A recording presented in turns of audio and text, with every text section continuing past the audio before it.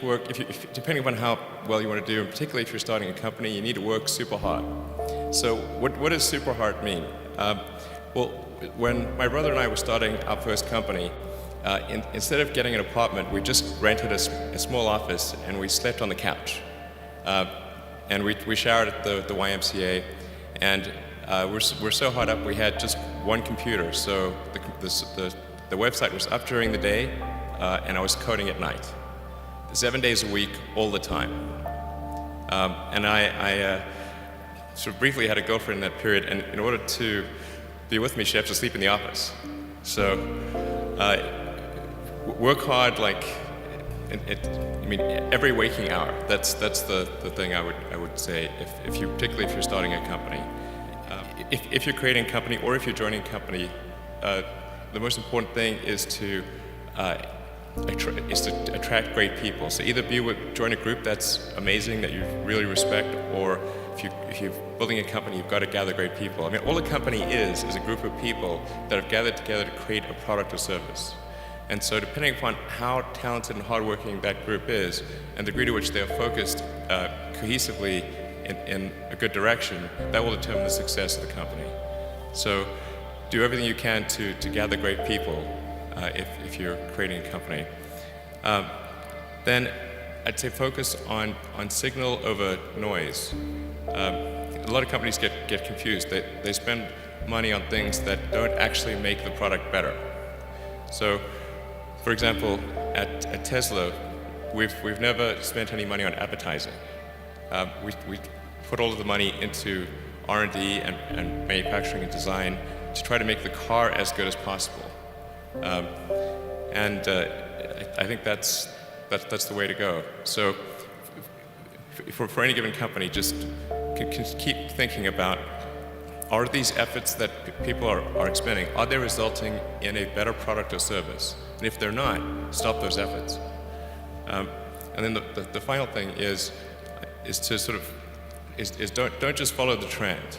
So you may have heard me say that it's good to think in terms of the physics approach or first principles, which is, rather than reasoning by analogy, you boil things down to the most fundamental truths you can imagine, and you reason up from there. And this is a good way to figure out if something really makes sense, or if it's just what everybody else is doing. It's hard to think that way. You can't think that way about everything. It takes a lot of effort. But if you're trying to do something new, it's the best way to think. And that framework was developed by physicists to figure out counterintuitive things like quantum mechanics. So it's really a powerful method. Anyway, so that's, and then I think the final thing I would encourage you to do is, now is the time to take risk. You don't have, you don't have kids, but as you get older, your obligations increase. So and once you have a family, you start taking risk not just for yourself, but for your family as well. It gets much harder to do things that might not work out. So now is the time to do that. Before you have those obligations. So I would encourage you to take risks now. Do something bold. I've made so many foolish mistakes, I have lost count, honestly. Some of these things I just wish if the schedule's long, the design is wrong, don't do it. Don't optimize something that shouldn't exist. You always answer the question. A lot of the times you should say this is the wrong question.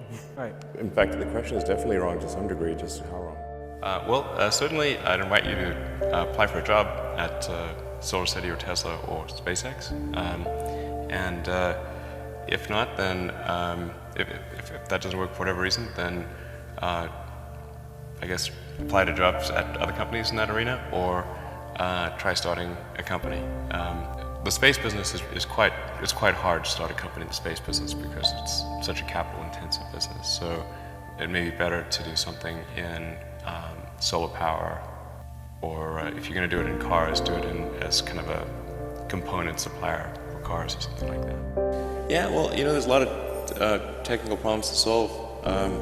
So I guess if we sort of, start studying kind of engineering and physics and biosciences and that kind of thing would be the way to go. You know, there's going to be just a tremendous amount of problems to solve. There'll be building and problem solving. So those are like the right, you know, skills to work on if someone's interested in going beyond Earth or, you know, space in general. What could I say that could actually be helpful or useful to you in the future? So when I was young, I didn't really know what I was going to do when I got older. But then eventually I thought that the idea of inventing things would be really cool.